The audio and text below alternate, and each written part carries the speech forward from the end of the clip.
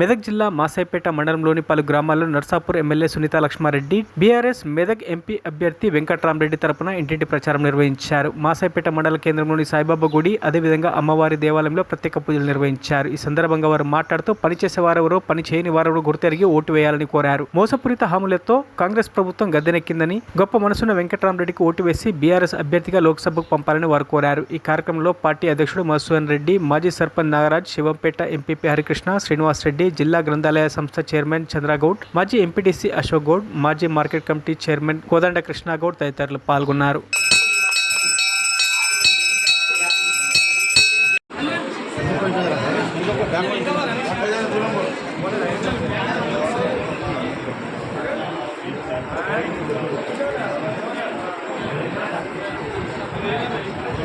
जय सेवालाल महाराज की जय, सेवालाल महाराज की जय।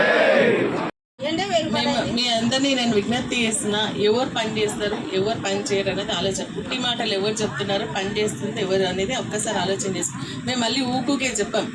వాళ్ళకి కావాలని మోసం చేసుకుంటాం, ఓట్లు దండుకొని ఈరోజు మీరేందో మేమేందో అంటున్నారు.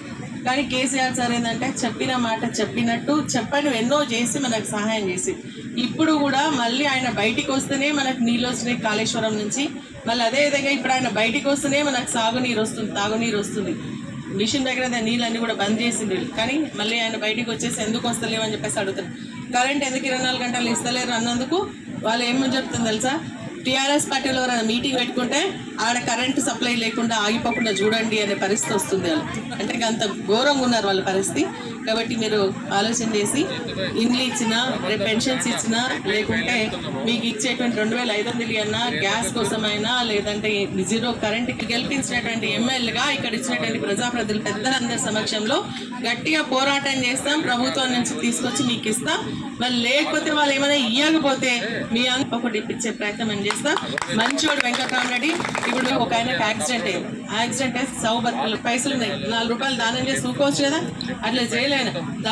ఆయనకు బతుకుతే నేను మెట్లకి వచ్చి గుండు కొట్టించుకుంటాను. మొన్న తిరుపతికి పోయి ఎవరైనా ఇట్లా చేస్తారా? ఇంకొకరు ఏదో తల్లిదండ్రులు, ఆయన కలెక్టర్ కాబట్టి ఎవరు మా తల్లి తండ్రి ఇద్దరు చనిపోయి మా పరిస్థితి ఘోరంగా ఉంది.